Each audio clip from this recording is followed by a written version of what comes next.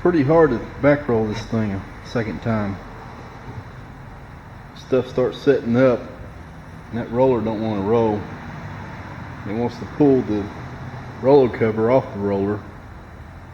Difficult, but it's good in a way because it fills a lot of imperfections and cracks. And have some hairline cracks that it filled right up. I don't know if it shows.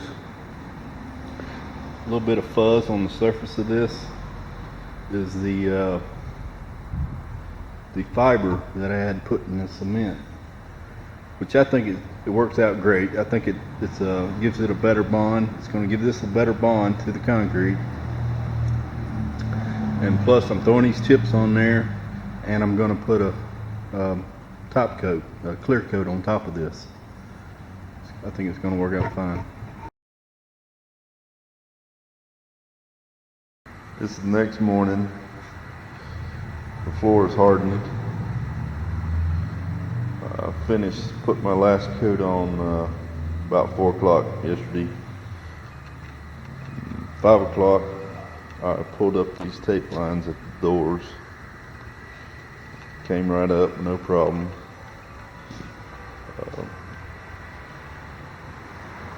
First thing I'm going to do this morning is clean up all these loose chips.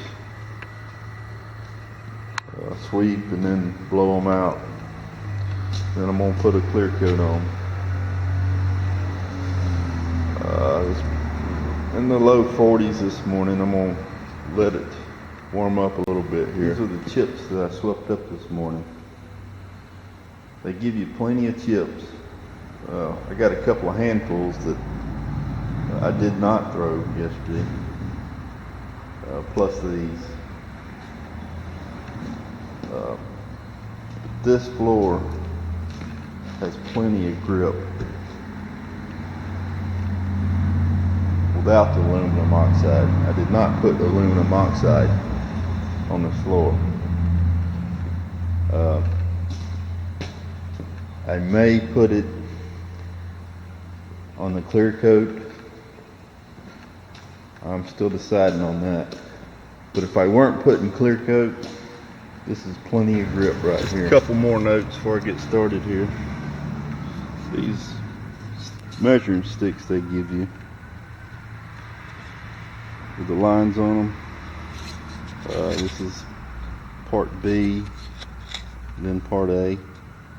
That's a double batch, and then part B here and part A here. These lines will disappear on you. I think that's a pen they used. Well, once they're dipped in the solution, they're gone.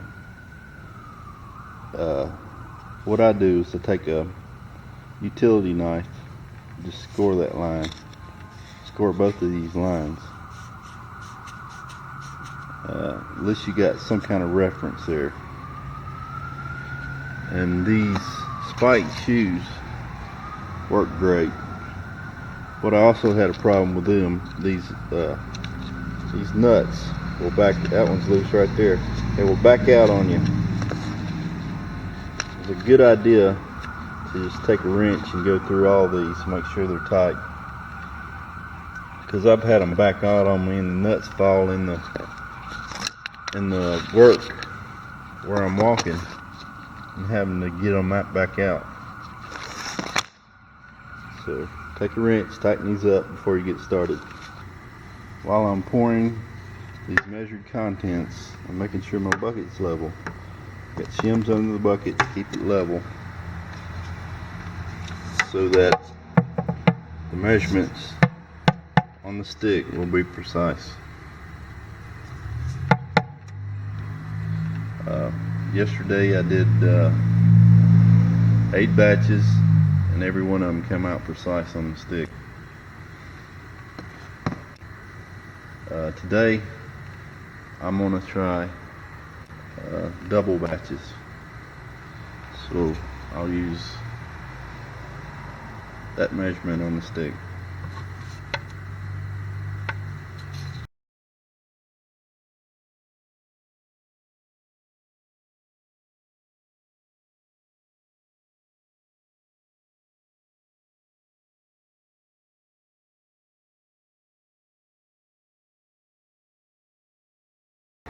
that worked pretty well using 2 batches. I think I'll continue that.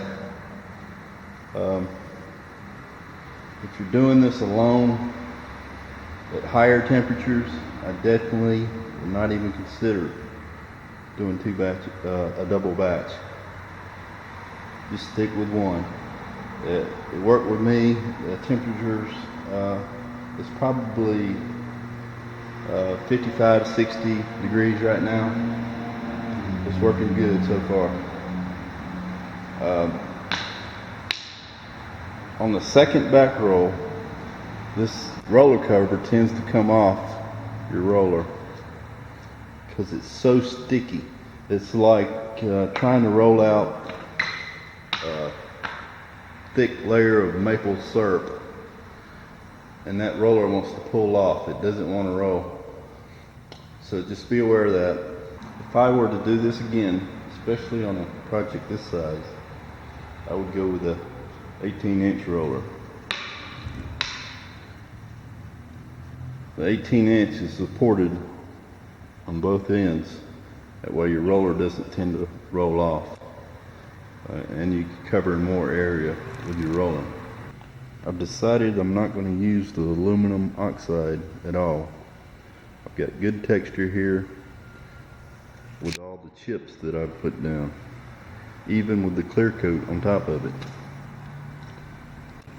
Now keep in mind that this is a minimum thickness. I think it's 9.7 mil minimum that they require. Your situation may be different.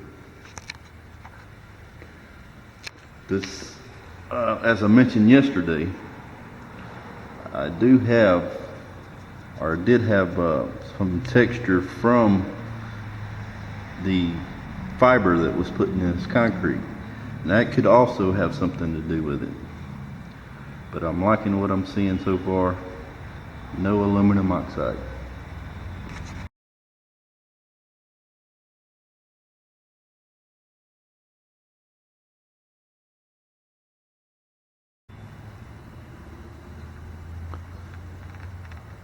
It's the next day after the clear coat was put down.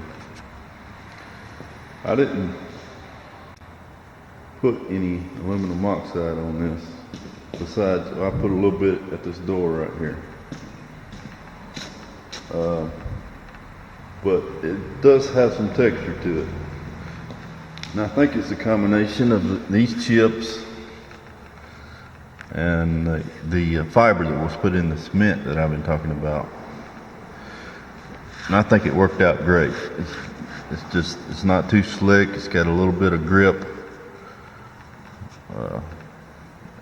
These little indentations give you a little bit of grip. I think you can see it there in the light. That's it, final product.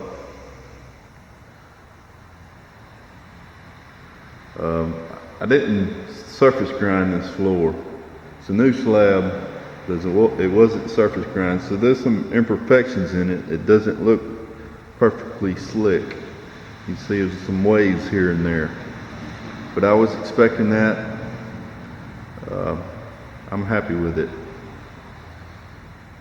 Baseboards are next. Now, I've heard comments on how labor intensive this is. And if you're not used to work, then yeah, it's probably gonna be a shock to you. But for me, it's just work. I'll tell you what I've got. Yesterday, I spent 3 hours putting the clear coat down. The day before, I spent 4 hours putting the base and the chips down. Probably have 6 or maybe 6 hours prepping this total. So you're talking about maybe 13, 14 hours total. And that's with the size of garage I have. That's a 3-bay garage. And it's bigger than a normal 3-bay garage. It's 28 in depth. and 40 long.